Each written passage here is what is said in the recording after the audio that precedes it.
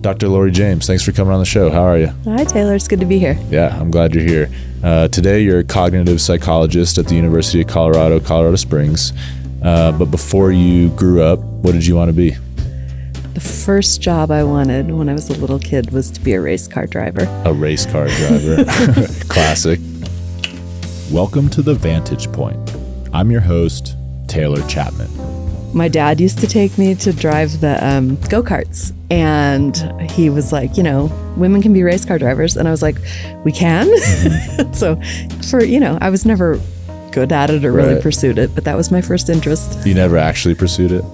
Or, I drive really fast. I was going to say, we're all kind of race car drivers in our spare time. Yeah. Was there anything you actually pursued that didn't work out or maybe took a different path? No. You were just right into psychology. In college, I found cognitive psychology. It wasn't called that then. It was called human information processing because it was the 80s and we thought minds worked like computers. And but I took the class and I loved the content. And then I didn't really want to do anything else. And so I applied to graduate school, went to graduate school and found what I've been doing ever since in about 1992. Studying the soul. I like that definition because that's like the classic breakdown of the word psychology, right? Yeah. Well, psychology, I like thinking of it as your soul because to me, your mind is your soul. I know that's controversial. Not everybody would think that way, but to me, it feels that way. If you can understand somebody's mind, you understand that person. Yeah. Yeah. I would agree completely. I think it's a great representation. Well, today you're a cognitive psychologist, well-seasoned. Let's get into memory, just a very basic definition, and we'll kind of break it down as deep as we want to because there's many layers to memory because memory is complicated. There's things we can do to enhance our memory. There's things we can do to kind of roadblock our memory. So let's just break down maybe the stages of memory and go from there. Yeah, I appreciate that you acknowledged how complicated memory is because I think most people, when we're just thinking, even myself in everyday life, I'll be like, oh, I have a pretty good memory or I have a bad memory, right? Or I remember everything perfectly from this period of my life. And memory really doesn't work like that. It's a lot more complicated and involves a lot more kinds of processes than most people think automatically. As if it's like one singular thing that can be good or bad. Right. Yeah. And we all tend to have good and bad parts of our memories. For sure. Yeah. And as you said, there are three main kind of processes that are important to memory. The first would be encoding, which is learning. It's when you're making a new memory. And we do that all the time. I think people think of encoding or making memories as being something that you do sort of either when you're doing something important, right? So we even have this cultural phrase right now that when you're doing stuff with your family, you're making memories. Right. And that is a form of encoding. Like you're doing something and you're learning it to recall it later. Or we think of encoding as being like studying. And so since I work with students, right, that's kind of their natural thing is like, I'm encoding the information so that I can reproduce it later on a test. But in fact, everything that we encounter all the time is making a representation in our minds that we may or may not end up coming back to later on. Right. But we're encoding information when we have a conversation for me to remember what you said right before I started to answer your question. That's also memory. Right. For me to remember the beginning of the word right, the sound that you made, by the time you get to the t at the end of the word right, that requires memory. And so all of that is encoding, and we're constantly encoding information, most of which doesn't make any sort of permanent representation. But we do it all the time. Yeah, almost without even thinking about it. Completely without thinking about it most of the time. Sometimes we turn our attention to it, but not always. Then we have storage, and that's the stuff right? Your knowledge base, whether that's facts about the world or yourself or vocabulary knowledge, or whether it's remembering specific episodes or events that we've been through, right? So I may remember my 10th birthday party, and I also remember the definition for papyrus, right? I don't know that word. It's a kind of paper that people used to write on. Nice. Hieroglyphics written on papyrus. And so I idea of storage encompasses everything that we've made a relatively permanent representation for. But it's not perfect. Things don't just sit passively in storage. Everything that we know gets slightly modified every time we think about anything connected to that information. So storage is a little more active than the name implies, right? It sounds like information just sits in storage, but that's not quite how it works. Yeah. So you're saying it gets influenced kind of as it's sitting there. It's sitting there, because when we think about related information, we're capable of changing what we've stored. Right. About, anything that's related to whatever we're currently dealing with. And as you might imagine, a lot of our lives are intertwined, right? Yeah. I'm thinking of like a schema or a schemata, like, or a schema. I think I'm pronouncing that right. Schema or schemata. We have these biases that we hold. And when we retrieve a memory, if it happened, when we were 20 and now we're 40, we might have had a lot of things that have shaped our schemata in those last 20 years. So our memories are then altered, right? Because we might want to remember something differently than it actually was for who knows what reason. But yes, sometimes we're motivated to change a memory. Sometimes we're motivated because we have new information and we think that makes the memory more accurate. Right. But the other thing that we can't dismiss is that we also do this when we don't want to.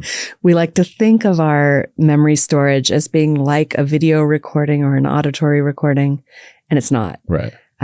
It's very corruptible. And it's corruptible both while it just sits there because of things like developing new schema, gaining new knowledge of any kind, but also because every time we retrieve, so the third stage is retrieval, and every time we retrieve a memory, we alter it a little. Right. Not almost never intentionally. Right. Sometimes people do lie. Unless it's a fish story. Yeah. The fish was this big. Sometimes exaggerations or lies happen.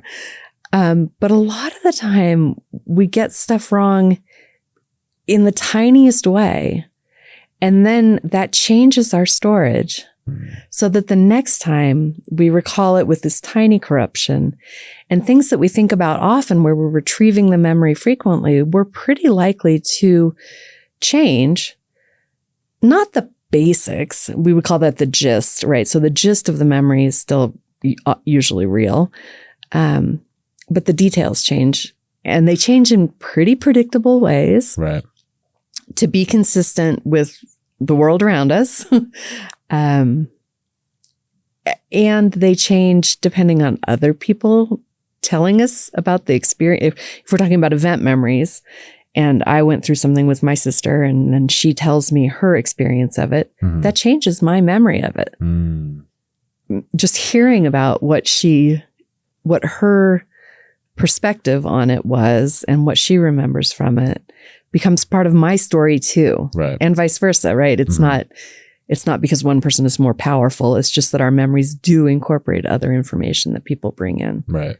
This is kind of hard to accept though, right? Like we don't want to admit that our memories might be easily corrupted or change over time. People hate knowing how bad memory is. But I think it's important for us to know how bad our memory is. To me, this allows us to, for one thing, avoid a lot of fights. Because if you think about like couples, most things they fight over are, I told you I was going to do blah, blah, blah. He's like, you didn't tell me. I would remember if you had told me that you were going to go do that thing. Yeah. And he's like, no, I remember telling you we were in the kitchen. And the person's like, I wasn't even in the kitchen that day. I was in Chicago, and this is all a fight based on people remembering things. And if we acknowledge that our memories aren't very good, we don't have to have the fight. Yeah. We just have to figure out, how to proceed. That's kind of what I was going to ask. Like, how can we maybe embrace this idea? I mean, I think just acknowledging that even if we go through the exact same experience, everybody perceives things a little differently. We all have a unique set of things that we bring to every experience.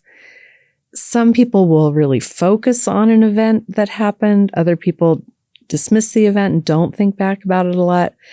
all of those factors will change how each of us represented that event in the first place. Right. And then knowing that every time we do think about it, we're probably shifting things a little bit. To me, this explains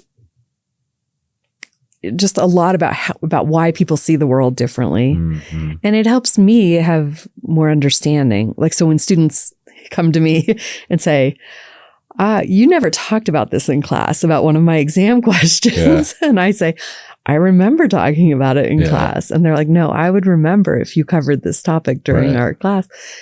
I was there every day. And I say, well, I was there every day and I remember covering it.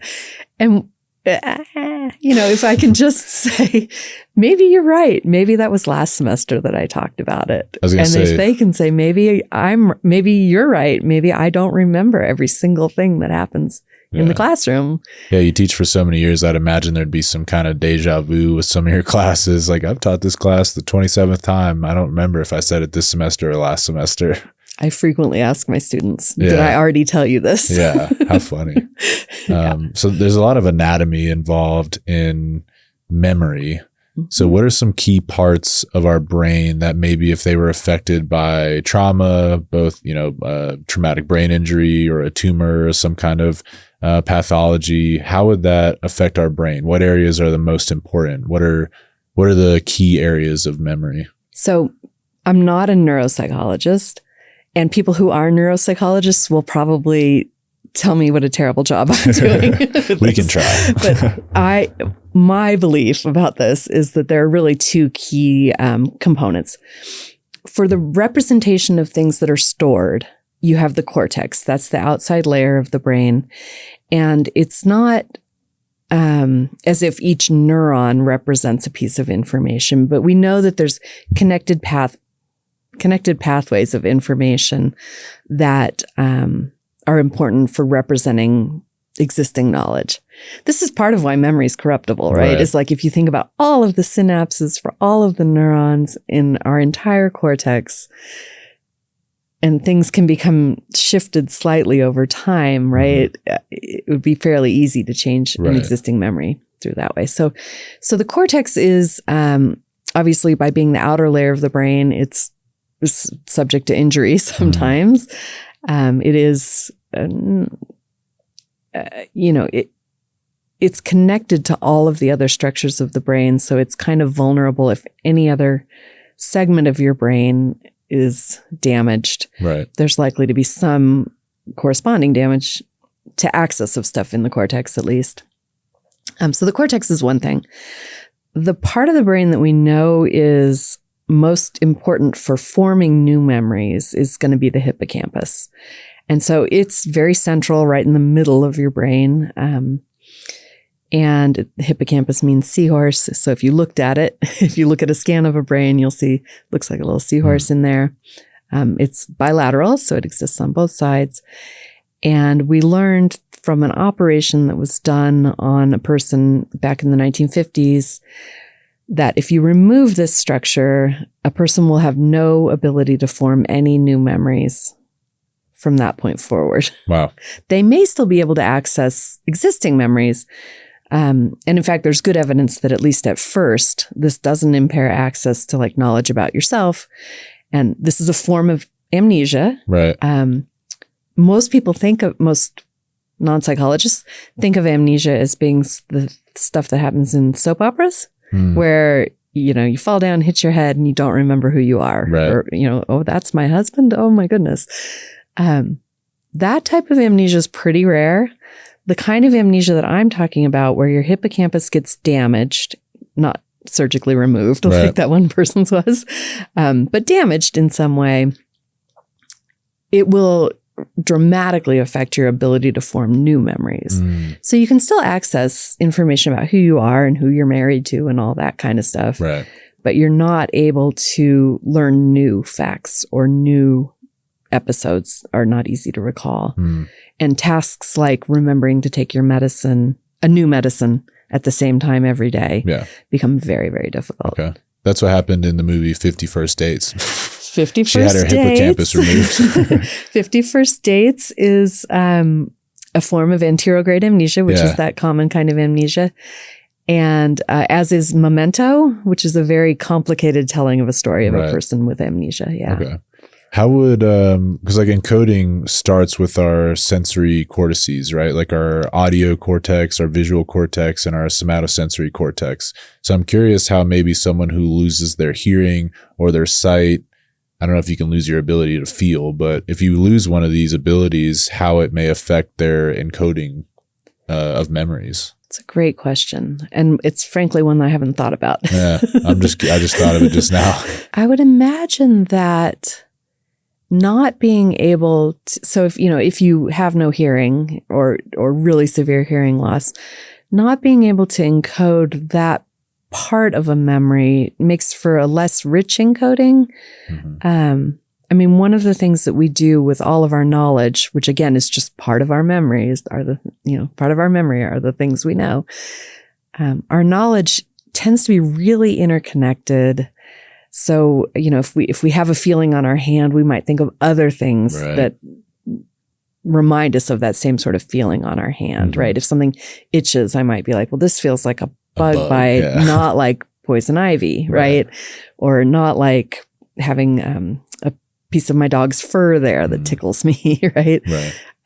But we kind of are always integrating sensory information along with other types of information into our memories. And so not having one of those senses contribute would make a less rich representation. I think there is kind of a myth out there that folks who lose one of their senses, whether it's usually it's vision or hearing that are discussed, but you can lose the other ones, that they somehow are like better with other sensory organs. I don't think those sensory organs actually function better. I think probably attention paid to those sensory inputs are that's what I was going to say. You probably just are paying more attention because it's all you have. If you have less things to pay attention to, you would pay more attention to those things. Exactly. And attention is really critical for memory. People wish that we could encode things that we weren't really paying attention to. These are the students who sit in my lecture hall playing games on their phone. They think they're and they're listening. hoping that just having the words be in the environment will help them learn something. If only it doesn't work that way. If they put chips on our head, it might work that way, but I'm not volunteering for that. No. How about types of memory? So you have, more shorter term working memory, you have long-term memory. How do we kind of work through these stages? Yeah. So the actual cutoffs for when something is in a super short type of memory versus a little bit longer versus, days, weeks, months, decades. Those cutoffs have been given labels that are sometimes challenged and sometimes used differently by cognitive psychologists than by people in the lay public. When you talk to a cognitive psychologist, they'll say that back in the 1960s, there was some evidence provided that we must form these really, really brief, maybe a second, but probably shorter than a second long, representations of everything that's happening around us. Because by the time we can direct our attention to something, it's usually already gone or done. And so if I listen to you speak, by the time I'm comprehending what you said, the sound waves are done. Your voice made those and they've passed. So I have to have some way to briefly register that to turn my attention to it and be able to process it any further. And so cognitive psychologists would call that a sensory memory. For visual information, we would call it iconic memory. So a short-term representation of visual information that we can turn our attention to. For sound, it would be echoic memory, which is exactly what it's great. It's exactly what it sounds like. It's as if you can hear the speech or whatever sound being played over in your head so that you can interpret it. And that's a very, very brief form of representation, but we would consider that memory as well. Things that you attend to out of your sensory memory and do think about at all make it into what cognitive psychologists will call short-term memory. Okay. And that's really different than how people use short-term memory in everyday life. How's that? So most people, when I say something about short-term memory, they'll be like, oh yeah, like where I parked my car. So I got here a half hour ago. I parked my car out front. It is the spot right in front of the door. But that's not a short-term memory. That's a long-term memory. Because a half hour ago was long enough that I've made a more permanent representation. Right. This short-term memory really is brief. It is kind of what's in your immediate consciousness or whatever just happened. Mm-hmm. And so cognitive psychologists have a kind of prototypical task that we would give people to test short-term memory. And that would be reading a string of numbers one at a time, very slowly, and asking you to recall them back to us. And like right after you're done reading them. Right? And so, if I gave you a string of numbers and asked you to repeat them back, you would probably recall 7. That's the magic number that was discovered by George Miller back in the 1960s.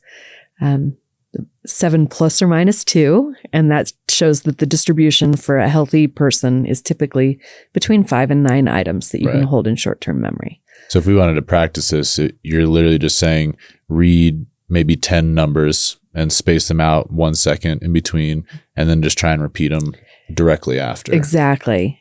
And that's short-term memory. Right. Okay. Good exercise to do. I'm going to do it later. It's really, really different, right? Yeah. Though than this idea of like, where did I leave my glasses? Right. Or what did I have for breakfast this morning? Right. And if I ask, my mom, who's not a psychologist, she would say that's short-term memory, right. The stuff about what happened a little while ago, like earlier today. Mm-hmm. But cognitive psychology uses a much stricter definition for short-term, and we consider everything else long-term.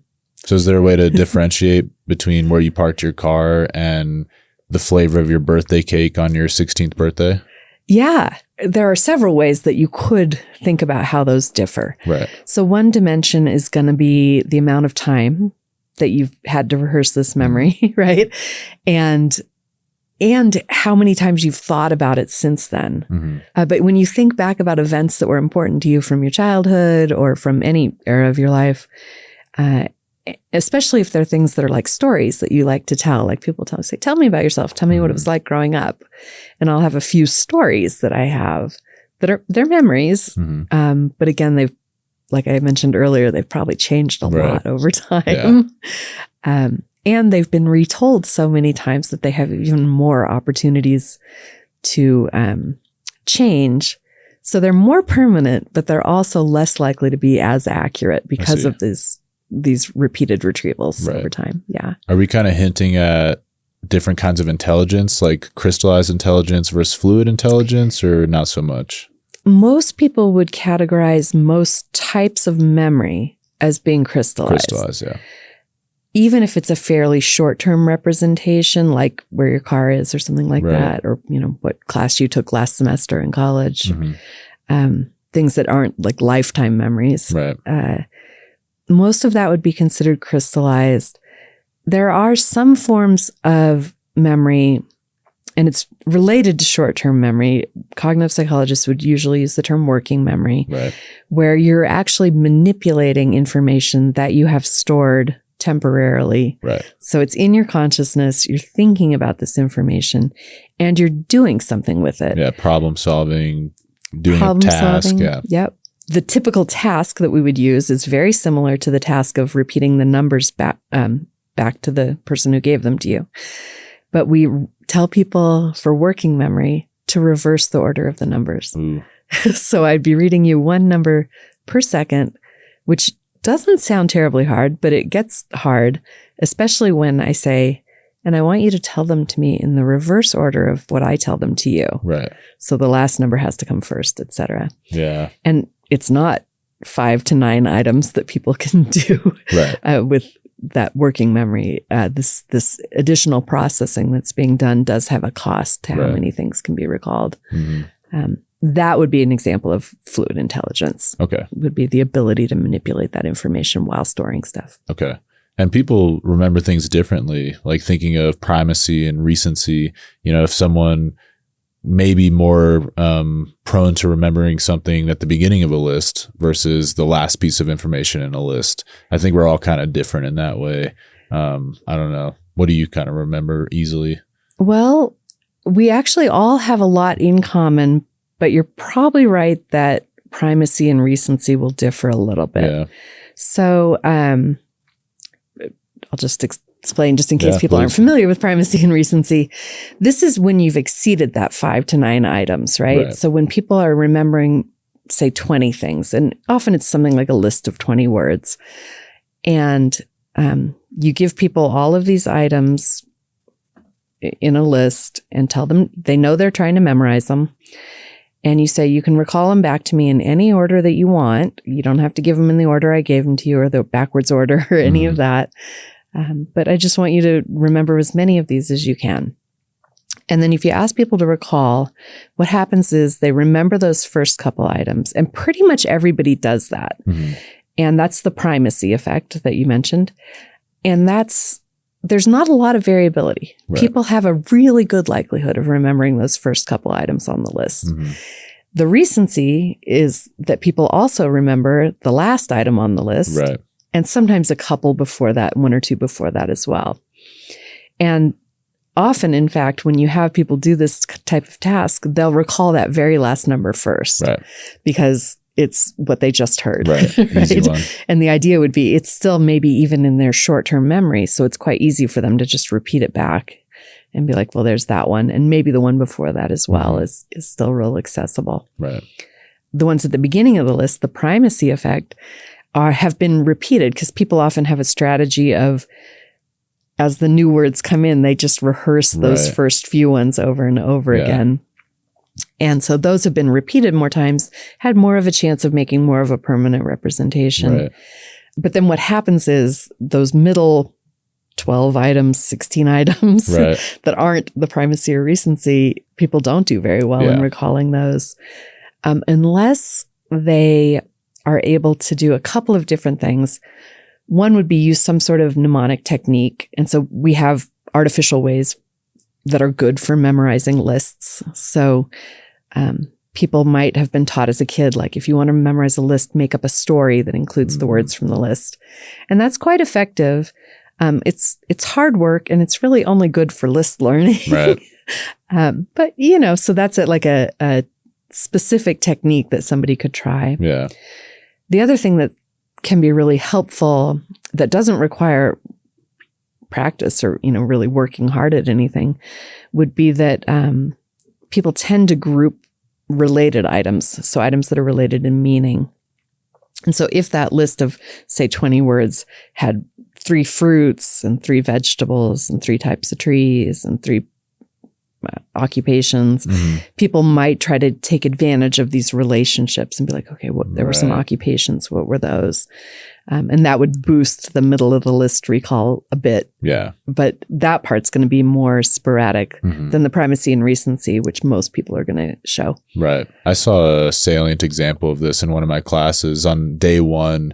It's like an icebreaker exercise. You had to, the person in the back right corner had to state their name. And then the person next to them had to state the person before them's name and then the next person's name. This is a class with like 36 people in it. So if you were number like pretty much after 10, you're kind of screwed. But yeah, the first 5 to 10 nailed it every time. The middle, it was always fuzzy. And then the recent ones were always, crystal clear. I think I was number 27 and it was pretty rough. But yeah, that was such a cool example of that. Yeah.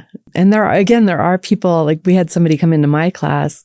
I only have 8 students in my class this That'd semester. Be an easy one. So it was easy to do, and I knew, 3 of them already. But the person who came in is able to do it with big groups. And it's because he uses a specific technique. It's part of his job to learn the names of people in big groups. And so, he talked about that a little bit, which was kind of interesting. How does he do it? It's like an association technique that some people get really good at these things, but for most of us, it's so much effort to learn the technique. It's like names are hard. And we'll probably get back into names later, but names are hard. Just don't be afraid to ask people to repeat their name for you.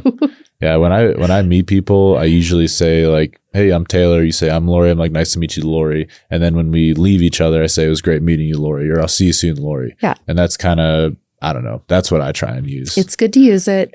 But then again, if you ran into me a week later, especially not in a scenario where you were expecting to see me. So if you saw me at the grocery store, you might be like, oh, I remember you were that person I met at, this place.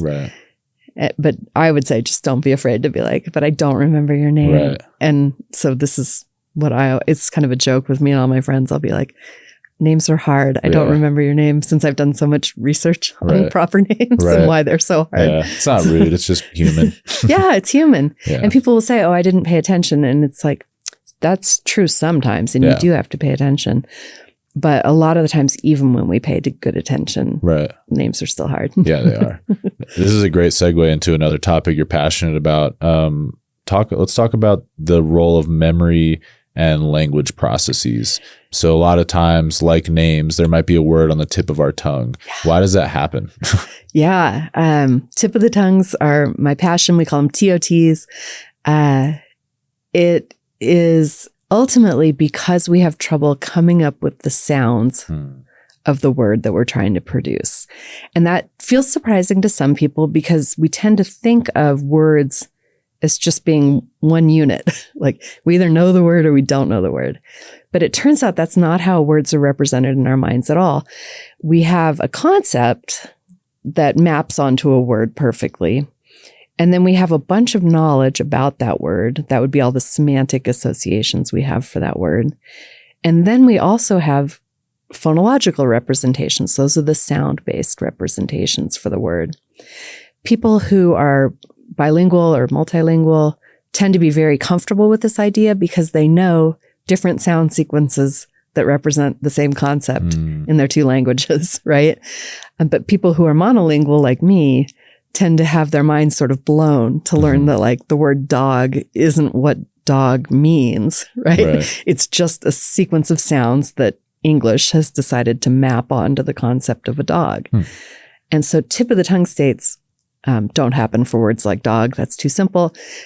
It's when we get to more complicated words that we don't use very often. They tend to be multisyllabic, meaning they're long, rarely used. Proper names have particular problems with this. And when we go to retrieve it, the way our mind is organized, it's pretty easy for us to get all of the meaning-based information and to narrow it down to the concept we want. But it's hard for us to come up with the sounds, especially rarely used sound sequences.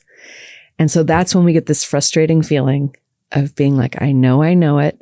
I know everything about it. I might know a little bit about what it sounds like, but I can't produce it right now.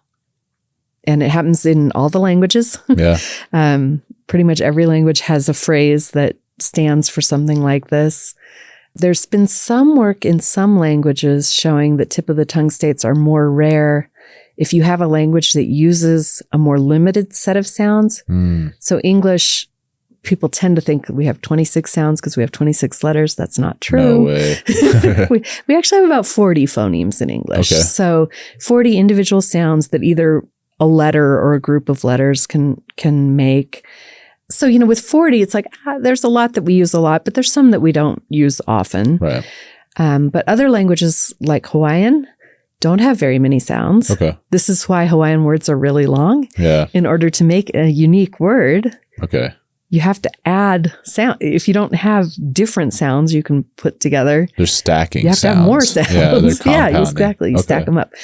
And so a word in Hawaiian is kind of unlikely to have a tip of the tongue state because each sound is repeated so often in all of the words of the language. Right. There's more uniqueness. Yeah. There's more uniqueness in English. And so we have more tip of the tongue states than in Hawaiian, where they've just used the sound. So they're not going to have trouble coming up with it now. I see. Yeah. Interesting. So it's more about the sounds. My mind kind of went to why a deaf person might have a hard time speaking then, because they don't have that encoded memory of the sound. So there's nothing to actually retrieve. So actually pronunciating the word and the vocabulary might be more difficult. That's a really good question, and I don't know. Yeah, I'm just curious. But there's also a lot about just how about production that we do without conscious awareness. Yeah. And I'm not sure how hearing would interface with that. Yeah. I had asked you this at an earlier date when we had met, but I kind of thought that maybe tip of tongue states might be because they might become more frequent as we age because we have more data in our minds. We have more experience, we have more information, so it might be harder to retrieve little bits of information. And you said that wasn't true. So I'd love to kind of expand on that a little bit. Yeah. It's a really common idea, and it sure feels that way, right? We feel like when we have a lot of knowledge, some of that knowledge is blocking us from getting to the knowledge that we want right at that moment. But that turns out to not be relevant to tip of the tongue states. We've tested it in a bunch of different ways. But it turns out that you can have a much bigger vocabulary and have more tip of the tongue states. And one does not cause the other. Right. Okay. The reason, one piece of evidence for this that is kind of striking is that as we get older, it's normal to have more tip of the tongue states. Okay. Right. So a 20-year-old's going to have some tip of the tongue states. They're usually familiar. Kids, it's very hard to know because they don't know the words well enough to really know if it's stuck on the tip of their tongue or if they just don't quite know it well enough. But, college students certainly experience this occasionally. They'll say, I know it. You can see them, hitting their head and saying like, I know what this is. And it sounds like this. And I was just talking about it with Karen a few days ago, whatever. But it's, a couple times a week, maybe for a young person. And it becomes more and more common as we get older. Our vocabulary also increases a lot. We call that semantic memory. And that actually increases a lot across our lifespan as well. We develop better vocabulary knowledge, both in terms of more words and more aspects. We understand the subtle differences in meaning of different vocabulary words better as we get older. But one of the things that happens with the tip of the tongue state is that people will sometimes have another word come to mind in place of the word that they're trying to come up with. And so one example from a research study that we did a long, long time ago was that a woman was trying to come up with the name for a rutabaga. I think it's a vegetable, a root vegetable of some sort. I think so. I'm not even really sure what it is, but she kept saying Winnebago. And I was like, Winnebago? I mean, first of all, this has nothing to do in terms of meaning, but it does kind of sound like rutabaga, right? The syllable structure's right. And some of the phonemes sounds actually in there overlap as well.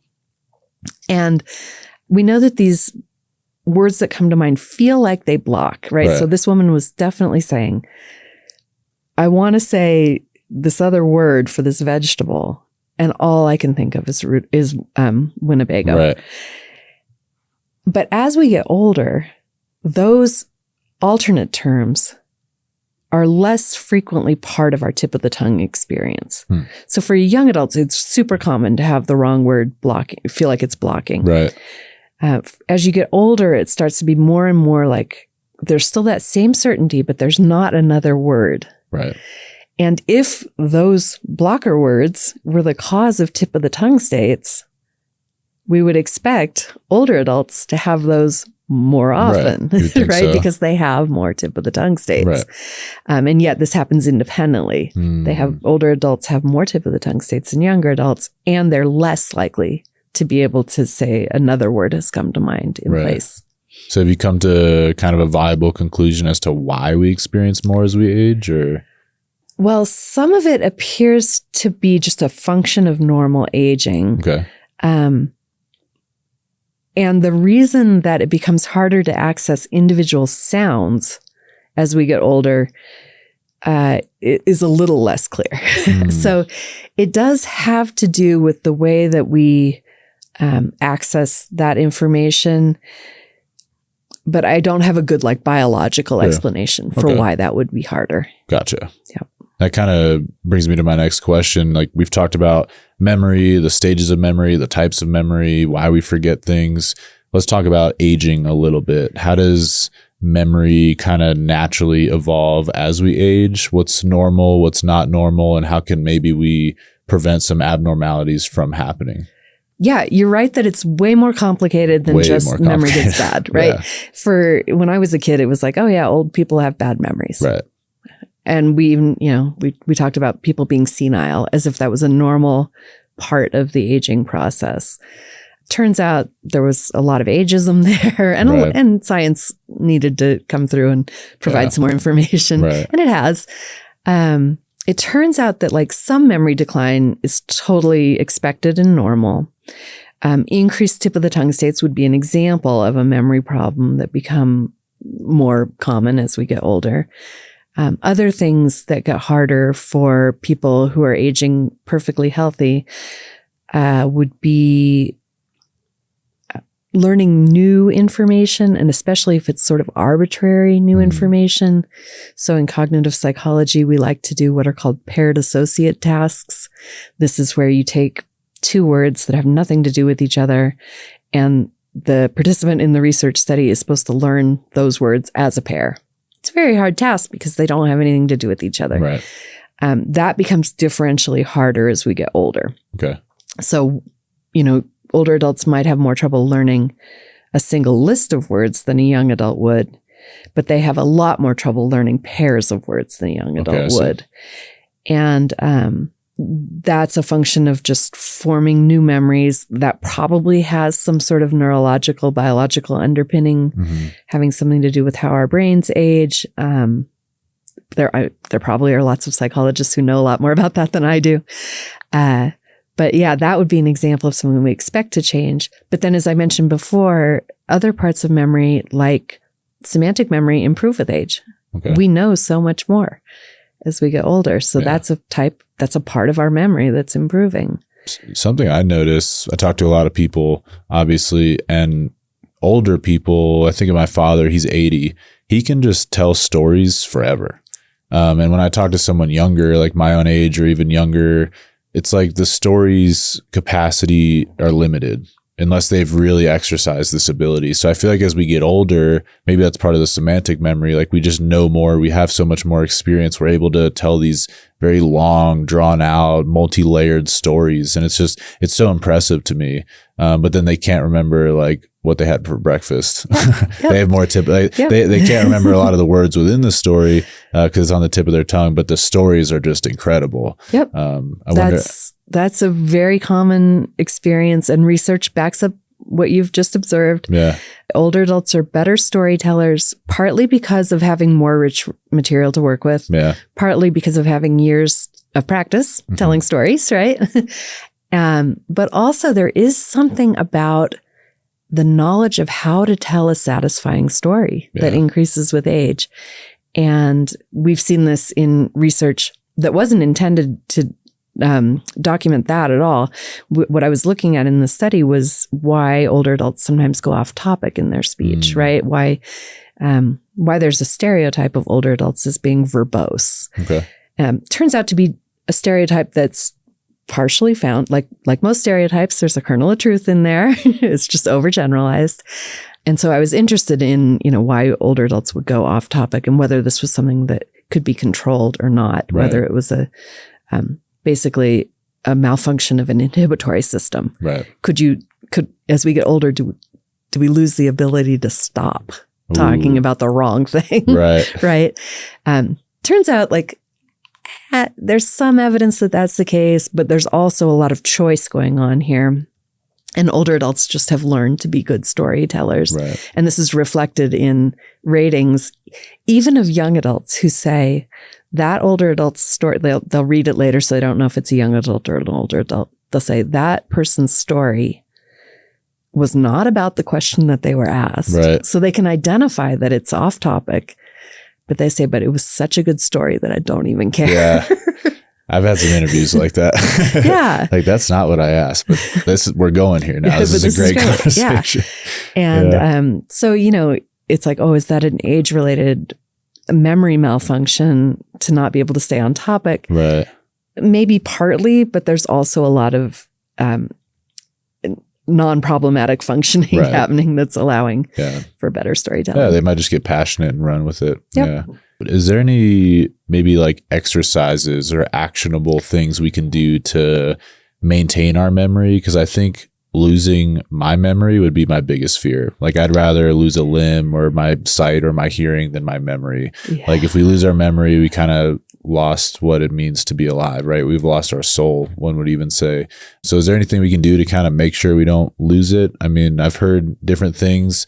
If you use an analogy of the gym, like we exercise our muscles so that we maintain strength throughout the rest of our life, eat healthy to do the same thing. Would doing an exercise where maybe once a week we just pick random memories throughout our childhood or adult life and just write them down and expand on them, is that kind of doing the same thing as exercising, or what are your thoughts on this? It's a great question. And you're right that people really are afraid of losing their memory. It's our identity. Yeah. It's part of why I like having these conversations about what memory's actually like. It's like, look, you've already lost a bunch of your memory. Right. Yeah. Our memories aren't that good to start with. Right. Right. And kind of having that realistic expectation that we would remember everything perfectly, making a realistic change to that expectation that we would remember things perfectly anyway. I mean, like, look, we don't. That's not how memory works. Right. And so, yeah, when I talk to students in my classes, they're often like, my memories aren't real. You've challenged my whole identity. And it's like, well, yeah, but again, the big parts are probably correct. Right. It's the details. But yeah, people are very afraid of losing their memory. And a lot of research has looked at interventions for what might be good to help people preserve their memory into older age. Doing exercises like what you suggest, practicing retrieving memories, or even doing like brain training programs that you can get for your phone, or you can buy certain products that you could practice on a computer, or just even paper and pencil versions exist, doing crossword puzzles, for example. All of that is not bad for your memory. It's probably good, but research studies really don't show huge benefits of that kind of thing. What research studies show benefits memory is the other stuff you talked about, exercise and eating well. Really? Exercise is the thing that comes out of almost every study of what lifestyle changes people could make to improve their memory and other cognitive functions. Right. Exercise wins every time. Interesting. And we're not talking about Olympic level athlete exercise. Yeah, walk in the morning. We're not even talking about going to the gym. No. We're talking about, going for a walk, not being sedentary. Yeah. And that seems to have the biggest effects in terms of preserving cognitive function across our life of anything. Eating well, though, is another big one, because obviously you've got to fuel your system, right? And you've got to fuel it with the right kind of stuff, not just calories, but the right kinds of vitamins and minerals. But like people often ask, is there a supplement I can take to improve my memory? And I say, I eat vegetables. Yeah. It's called broccoli. I saw a very funny comedy set by somebody she was talking about the gut microbiome, but basically people were asking her about supplements, and she was like, broccoli. 2 grams twice a day. Yeah. But it's true that in the United States, we're lucky that most of us do get a lot of choice about what we eat. Right. And we can eat really well, and we don't need supplements if we're eating really well. Yeah. It's got to be a blood flow thing. Like I'm thinking of exercise, we vasodilate while we're walking, doing any kind of exercise, we vasodilate, which happens throughout our entire body. So in our brain and our biceps and our quads, everywhere. So we have more blood flow. And then if we're eating the right things, we're releasing more nitric oxide. That's helping the blood flow. But if we're sedentary and we're eating greasy food, we're constricting blood flow. That's kind of where my brain goes with all this. Your point is exactly right. Your brain is just another organ in your body, just like your heart and lungs and muscles. It needs the right stuff to function well. Yeah.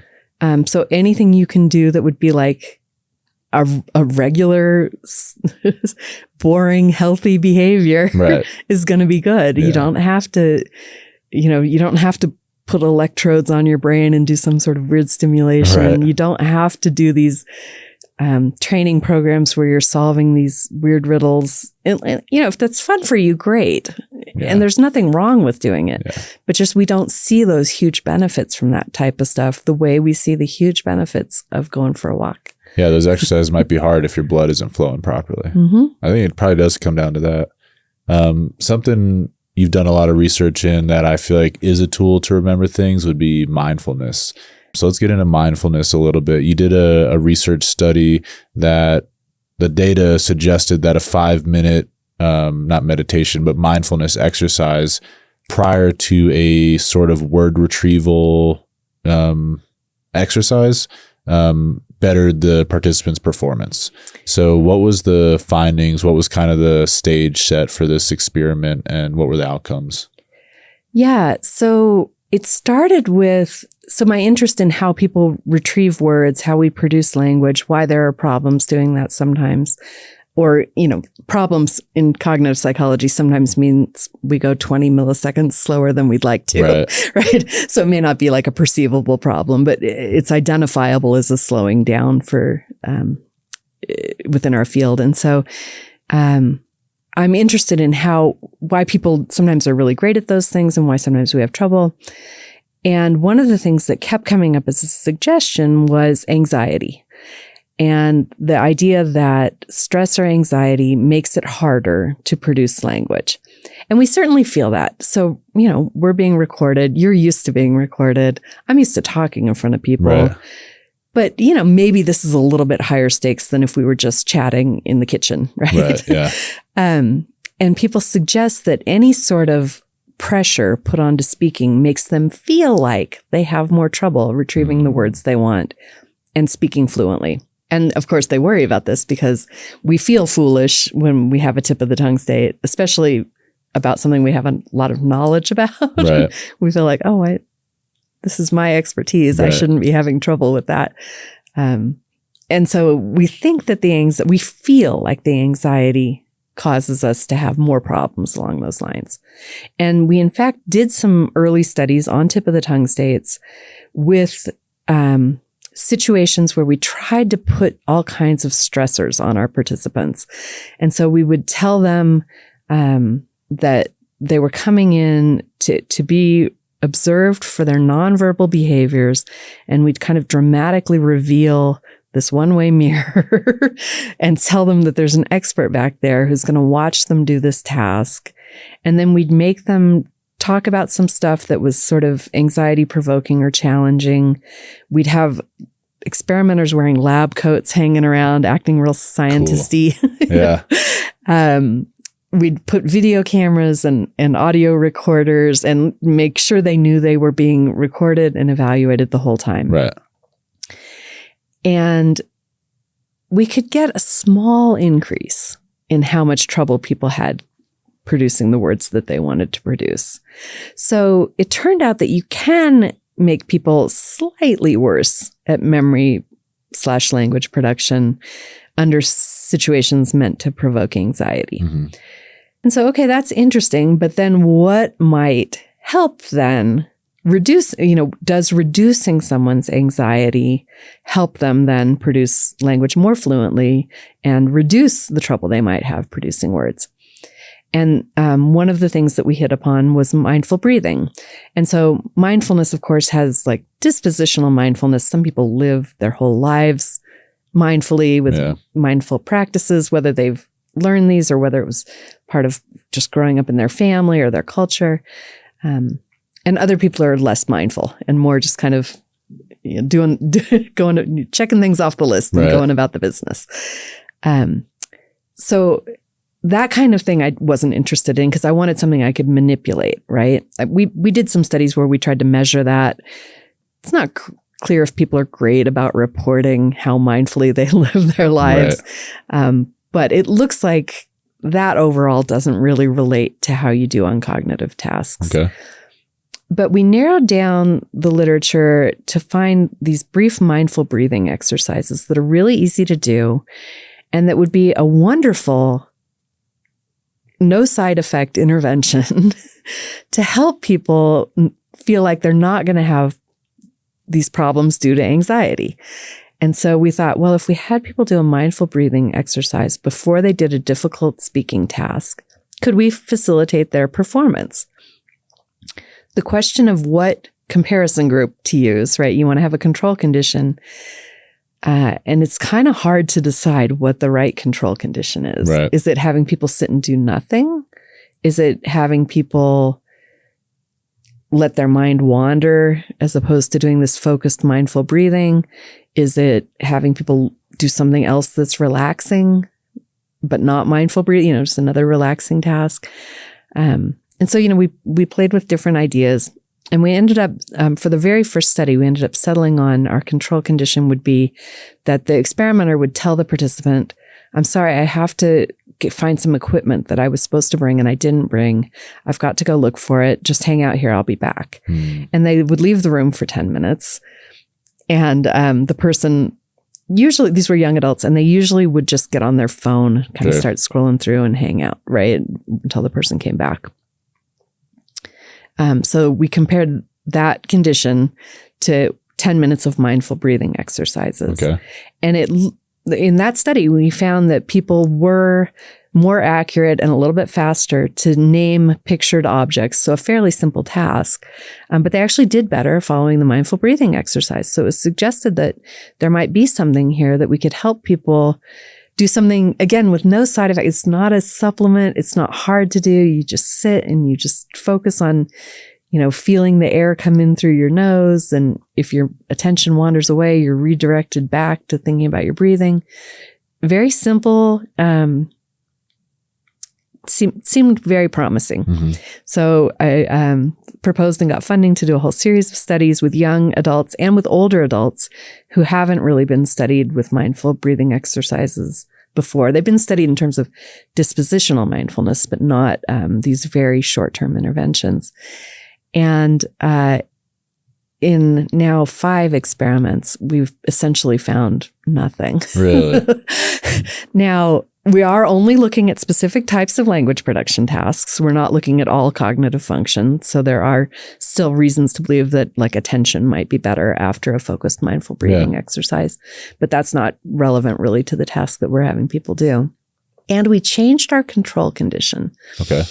So these studies were run during the pandemic when we learned to test people over Zoom calls because we couldn't bring them into the laboratory and put them in tiny rooms. And we changed the control condition from the experimenter leaving somebody alone because we thought, well, if they're at home and the experimenter leaves their side of the Zoom call, anything might happen if they're at home. We won't be able to control what they might be doing the way we could in the laboratory. So we changed it to be well, let's compare it to a different kind of relaxation that would still maybe reduce anxiety, but not be mindful. Right. And so we would have people listen to a calm story. Okay. Kind of 10 minutes of an interesting science fiction sort of story. Read by a guy who happened to have this really calm voice. He sounded so great. And so we had them either doing 10 minutes of mindful breathing or listening to this story for 10 minutes and then doing a language task.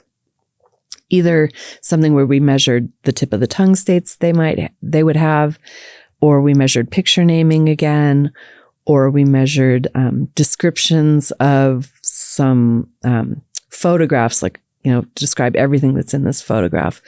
And we would measure aspects of fluent language production, like whether they say or which we all do a lot. It's a normal function of language to do that, but it can be an indicator of trouble coming up with what you're going to say next. And all of those studies showed no difference. I mean, maybe a few measures had a few small differences, but overall for the types of language production that I'm interested in, we don't see these benefits of mindful breathing. Some possible explanations are that some people love doing these mindful breathing exercises and other people don't. Right. I'm a don't, you're a do. Sure. Right? You would enjoy that. You would find it to be centering and positive. I would say I liked it for the first 2 minutes and then I was ready to get up and leave. Right. And turns out people do sort themselves that way. So we looked at self-reports of whether people meditate or do mindful breathing to see if maybe it was just the people who already appreciate doing this who could benefit from it. It didn't work. Really? Okay. There's not. Again, this is a limited set of outcomes that we're looking at. I'm not saying it's not good for you. I think mindful breathing probably is very good for people for a lot of things, but not for solving the problems that I'm interested in. Okay. This is interesting because I'm thinking in your laboratory setting, you said most just went to their phone. I think there's a probably a major confounding variable there, because what did they do on their phone? Because if they sat and scrolled on social media, I would argue that quick fix would deter their short-term, well, hold on, let me get into memory here. Their working memory, short-term memory, probably actually long-term memory. But, you know, they're sitting there scrolling on Instagram or Facebook or wherever, or maybe they're answering a stressful email. Like, what kind of stress, while minor, are they putting onto themselves prior to the experiment, where the others are doing this mindfulness exercise? So I wonder if there could be another group where there was stress induced on purpose. So you'd have 10 minutes, people left to their own devices as the control. Then you'd have someone who had to watch a scary scene from a movie or something like that. Or I don't know, think of something else. How do you induce stress without crossing any lines? There's lots of ways. Yeah, there's lots of ways. Experimenters are clever. Yeah. Make it like really cold in the room for a certain... Well, there's one where you have people put their hand in an ice bucket. Yeah, it's called a cold presser task. Okay. And yeah, that raises cortisol levels and stress levels. Yeah. And then, the other ones who does the mindfulness. I'd be curious what the difference is with all of them. What you're suggesting is a really good idea for the follow-up because... let me know. I'd love to be a part of it. Yeah, cool. Yeah. Both the idea that people might have been doing something stressful on their phone is plausible, right? So we were comparing, in that case, we would have been unintentionally comparing people under stress with people under reduced stress. Right. And we saw the benefit then. The other thing, though, is even if they weren't on their phone, or even if what they were doing on their phone was just, this was, years back, so maybe like looking at Facebook, right? Right. Not stressful all the time. Back then it was more like, hey, like my kid ate a banana. It's not really stressful, kind of cute. But also those participants must have been like, is this experimenter going to come back? Right, 10 minutes is a long time to sit waiting for somebody. And so they must have been like, are they messing with me? Is this part of the experiment? And they might have felt stressful from that. So you're right that we want to have this comparison of something where we know it would induce stress, something where we think it's just kind of baseline, maybe a little relaxing, and then mindful breathing compared to that to see. We probably would get differences between the first and third conditions there, but maybe not with the second. Yeah. Well, we know some stress is good, right? Like we can reference the Yerkes-Dodson law bell curve. On one axis, you have performance. On the other axis, you have stress. So in the bottom corner, when you have no stress, you have lower performance because you're bored, you're kind of complacent. There's no real reason to give any effort here.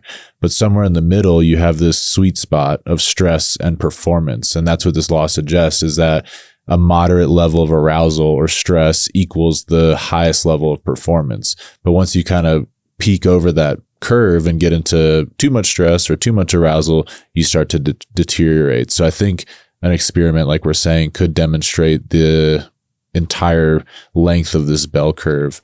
We experienced this in the military quite a bit because our jobs were obviously very stressful. And when we're thinking of being on a deployment, there was kind of an unspoken rule of complacency. Like if you were there for 6 months, 7 months, 8 months, and now you're doing these very high risk activities and you're no longer stressed, that was a point of concern. It wasn't a point of envy or skill or mastery. It was a point of concern because, like this bell curve is suggesting, if you're in that lower right corner or lower left corner, you're bored, you're not performing at an optimal level, and things are going to slip by you and someone's going to get hurt. So we really want to be like mildly stressed when we're doing something that requires high performance. 100%. Yeah. And I think your example is a great one. And for most of us who aren't in the military or haven't been in the military, we can think about this in terms of athletes, right? Yeah. Athletes who aren't being pushed to do well don't have their best performance, right? There's a reason the world records happen at the Olympics. Yeah, pressure, it's stress. Because they're at that right level of like, now I'm competing among people who I'm really a perfect match in terms of challenge, right? Yep. And so stress as fuel for our performance is something that gets overlooked. Western society in general tends to treat stress like something to get rid of. Yeah.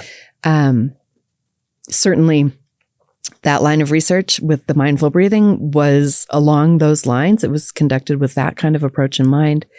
We've done other things, though, looking at trying to get participants, and this is not my idea, comes out of a research lab at Stanford, where trying to get people to reframe stress and remind them that there are benefits of stress, right? That it can be positive and that a little bit of stress or anxiety is necessary to make you have peak performance.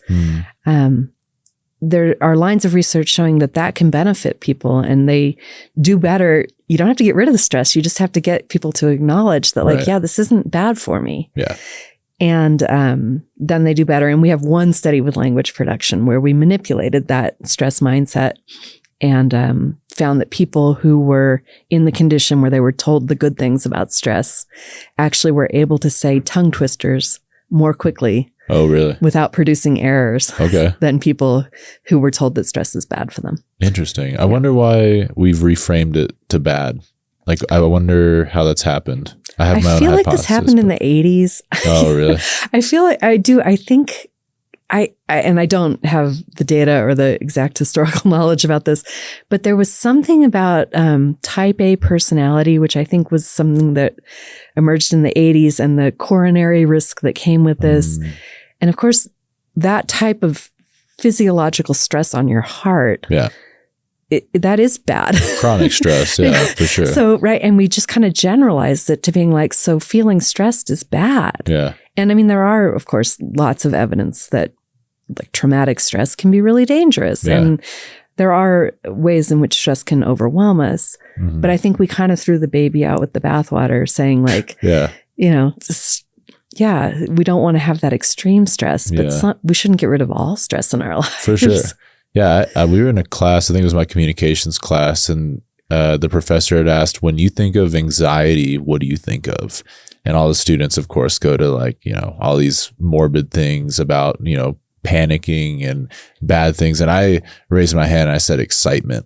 Yeah. And I got the weirdest looks. People were turning around like, who is this old guy in the back? And I'll tell you, this is another military example, but I went to the military free fall school. So you learn to parachute. Pretty cool.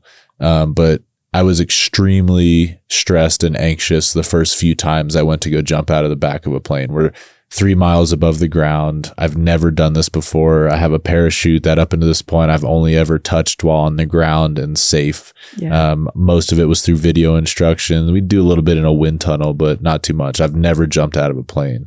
So here we are getting ready to jump out of this plane. I've never been this anxious in my entire life. My pulse is through the roof. My blood pressure was clearly high, and it was freaking me out. And so you do this 2, 3, 4 times. And it was around the 5th time, like on day 2 or 3, I still had the same stress and anxiety, like whatever hormones were flowing, I was still feeling them, but I was also excited.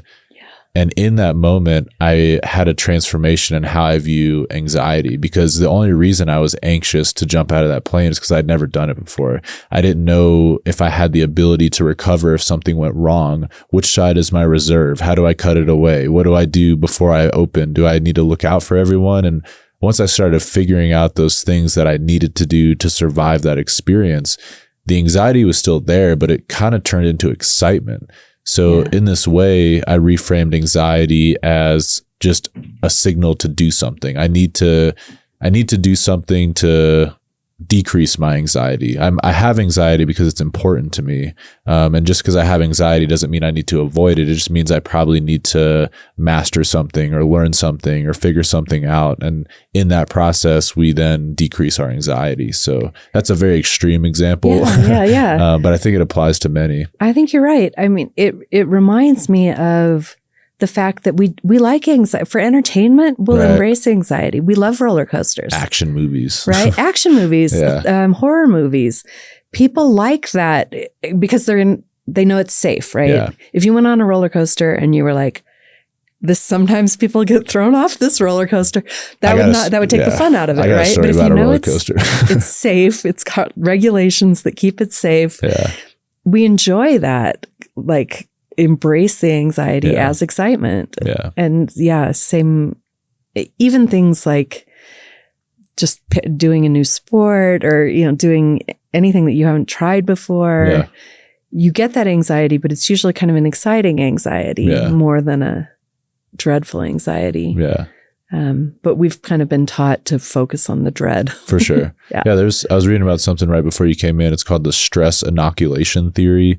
It's essentially suggesting that much like vaccines introduce a little bit of a virus or a harmful bacteria, we create immunity to it. When we introduce controlled levels of stress, we build resilience in the same way we build immunity to a virus through a vaccine. So I don't know. I don't suggest like going out and just stressing yourself like off the deep end, but little bits of stress or taking on projects that you might not feel capable of doing or introducing yourself to someone that you might be very intimidated by. It's like those little steps towards stress rather than going away from it, you build resiliency over time. I haven't heard the phrase stress inoculation in a long time. I do remember it from some time back. And I think I'm not a clinician, but I think it comes up in certain types of therapies, like exposure therapies, that it's that same idea of like, you're going to see if you're phobic of spiders, you're going to start by seeing a picture of a spider and just not, and kind of get used to the idea of seeing this object that is terrifying to you, but knowing that it's a photo, it can't hurt you. But at first, just the photo raises anxiety and you do get used to that. And so I think some of those desensitization methods might be consistent with that. Again, it's not my expertise. Yeah, just interesting. So when we had met before the interview, we had brought up the Sapir-Whorf Hypothesis, and it really fascinated me. And since that meeting, I've kind of gathered my own opinion of it, and I would love to kind of tell you what I have going on. But why don't you just tell us what the Sapir-Whorf Hypothesis is? Yeah. So there's two variations on this hypothesis. One is really strong, which is that the language you speak controls how you think. Right. And that sounds outrageous, and it probably is. But there's a weaker version of the hypothesis. We'd call it like linguistic relativity. It just means the language that you're speaking, or that you speak most, or that you know. So if you know two languages, both of languages would be relevant. Influences how you think about things. Okay. And again, like I mentioned earlier, bilingual folks tend to have this kind of natural feeling of like, yes, of course. Right. I don't think of the world the same when I'm speaking French as when I'm speaking English. But for people who are monolingual speakers, like a lot of people in America are, it's kind of mind-blowing to think the language you speak influences how easy it is to think about something. Yeah. But there's all kinds of research evidence that this is the case. Yeah. Yeah, I know it's split into two, like the strong linguistic determinism and linguistic relativity.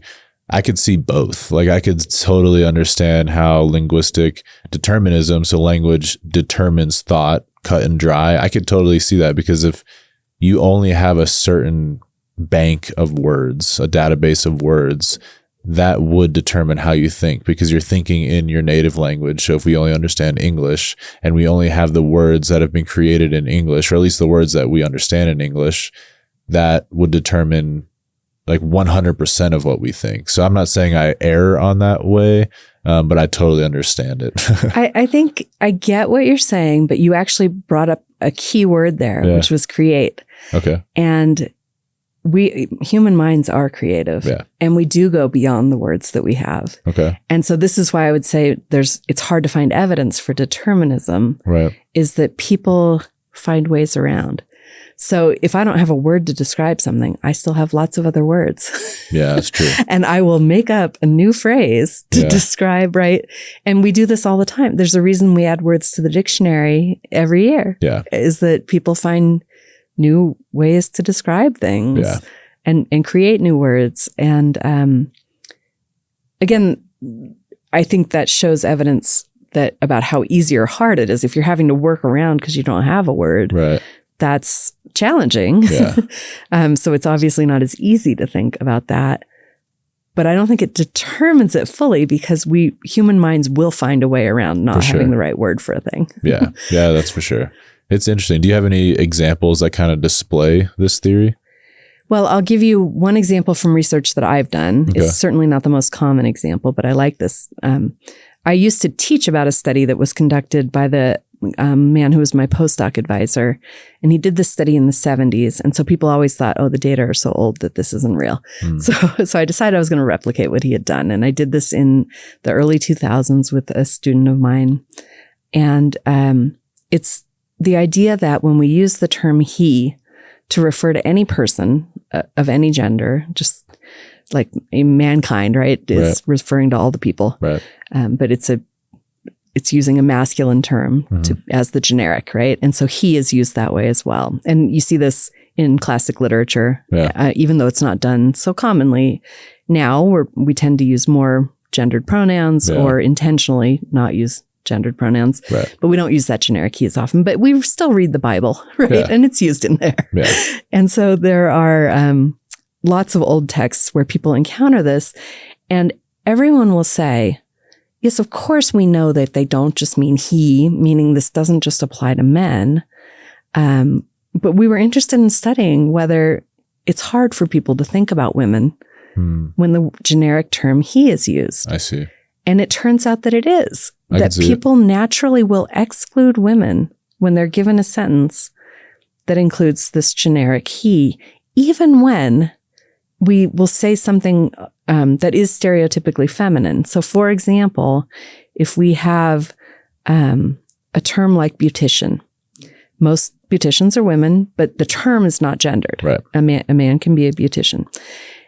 And when we would have a sentence like, when the beautician cleans up his station, blah, blah, blah, whatever. And then the participants were just asked, can this refer to a woman? And they would either say no, not all the time, but they got it wrong like 75% of the time. Right. So pretty common to make an error and say, no, that he can't refer to a woman. Okay. Even when it could. And even when stereotypically it should. Yeah. Right. And we measured things like the response time too, to see if this was people like stopping and thinking about this, or whether, and it turns out it doesn't really matter whether they respond slowly or quickly. Right. People still make the error. Yeah. And they still make the error in spite of knowing all of this information about the fact that how we're supposed to interpret that word. Yeah. But it's just showing that like, it's relatively harder. So linguistic relativity, it's relatively harder to get it right when you're using a term that's potentially confusing. Yeah. This is super interesting hypothesis. When I learned about it, I was fascinated about it. My mind kind of went somewhere different. I started thinking about my sense of self in the world and did a little bit of research. So there's a culture in Australia called the Kuku Yimthir. Hope I'm not butchering that.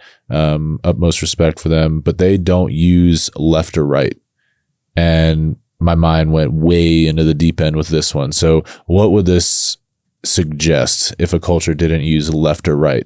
So if you and I were to both point left right now, we would point different directions. Yep. But if we said, let's point north, I think we said it was this way, we're now interconnected. We're part of this thing, this universe, this whole idea that is life together. Right. Versus when I say left, it is you're the center, you're the focal point, you're the vantage point, let's say. And I just think that's super interesting. So what if a culture who doesn't use left or right only uses cardinal directions? They don't see themselves as the focal point. They're not the center of the universe, because the only reason left or right exists is because you are facing a certain direction. And only from that perspective, literally where your shoes are, is left or right. Turn left on Academy. Yep. I don't know what that means, but if I'm going north or south on Academy, I would know what that means. And I think that's a crazy way to look at this. What do you think of that? I love this example. I actually use a video. There's a TED Talk that's similar, that covers a similar group who also use cardinal directions instead of left and right. They actually use cardinal directions for everything in this language. This is a TED Talk by Dr. Boroditsky I think she's at Stanford. Oh yeah, really good 10-minute talk. I recommend people watching it if they have time. But she talks about a group of folks who, in their language, don't have this left or right. In fact, they so rely on cardinal directions that when they greet each other, their greeting is not, hi, how's it going? Which is sort of what we would say. They ask, which way are you going? And they mean which cardinal direction are you headed? Or like which combination. You can say north, northwest. You know, that's an acceptable answer. And in her example, she talks about how like this was originally perceived as remarkable because we thought that human beings don't have it in us to detect cardinal directions. Right. Certain other animals do. Like I think there's ants that definitely always are oriented by cardinal direction. Right. And other types of species. But it was kind of thought that like humans, we don't have a magnet in us that tells us automatically. But it shows that if you use that language, if you're raised in a language where that is key to understanding the world around you, you become completely oriented to cardinal directions all the time. And like my students in my classes here often say, well, but we use north, south, east, west. I was like, we do. Like we can talk about going north on Academy. And when people ask where Pikes Peak is, everybody points west, right? Like, especially because you can see it from everywhere in town. So, you know, we can use those terms, but they're not central to our understanding of the world. Right. They're not how we naturally, like, we do not think in terms of having a north or a south arm. Right. Right now, I only have east and west arms because of how I'm sitting. Yeah. But no English speaker is thinking about their east arm. Yeah. Yeah.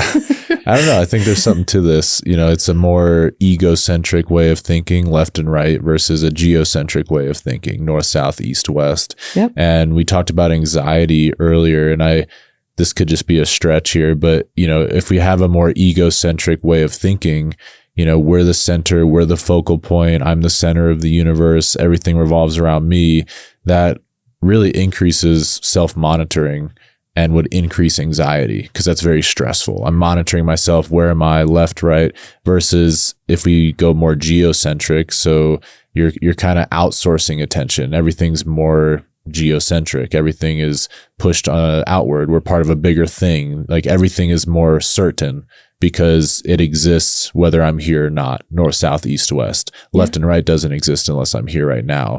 So I just think through thinking more geocentrically, we could actually reduce anxiety. I'm not saying we all should switch to cardinal directions to reduce anxiety, but it's an option. Yeah. I mean, it would be different because we're not raised with it, right? So, but I think that your basic point that this really influences everything about our concept of reality. Yeah. The language that we use really has that big of an influence is a really important point. And you're probably right that kind of this, well, there's all kinds of data showing that we think everybody's paying attention to everything we do. Like, so we think if we trip and fall, that everybody will always remember the time that we tripped and fell. Yeah. And other people do not, they are not worried. No, definitely not. They're worried about, are you okay after you fall? But they're not like, wow, that fool tripped. Yeah, exactly. You know, like nobody thinks about other people as much as people think they do. Right. No, they're back to scrolling on their phone a minute later. Yeah. Or something, anything, right? But the idea that people could be raised with languages and that would help us remove this self-focus, self-blame, anxiety. I think that's a really interesting idea. Super interesting. What I don't know is like, would learning it as a second language help? Yeah. Or is our first language, especially when we're well into adulthood? Yeah. Would that be such a strong driver of the way we think that I think so. It wouldn't quite shift things? Because once you understand it a certain way, especially if it's your first language, it's why it's harder to learn a second language. It would be even harder to learn a new way of thinking. Yeah. You know? Yeah. Yeah. But, well, this is a great conversation, Lori. I appreciate you coming on. Is there any kind of upcoming research or things that you're super interested that you see coming up in the next year or so in your career? Wow. Thanks for inviting me. I've had a lot of fun talking. I am currently chairing the psych department at UCCS. And so I don't have as much time for research as I would like. But I do have several students coming up with interesting ideas related to mindful breathing, related to stress, these stress mindsets. Right. And of course, my continued love for language production and how we manage to do it. Mm-hmm. So I know I'll still be addressing those things. in the department, right? So I'm lucky to be the chair of a department of a bunch of really good scientists and not just good teachers. Everybody knows university professors, they get a reputation as a good or bad teacher. Right. But most students and much of the public don't realize that we care about our reputation as researchers. Yeah, for sure. And the folks who work in my department are terrific. And so I get to see all kinds of interesting examples of what they're doing and what their students are doing. And that's really fun. And as chair, I probably get to know even more about what other people are doing than spend time doing my own work. Yeah. How cool. What's a cool opportunity. Yeah. Congratulations on that position. That's huge. Well, people who are department chairs say congratulations and condolences. And condolences. Because it's a lot of administrative work that we're not really trained to do. But it is important, and I'm glad my colleagues trust me to do it. Yeah, that's good.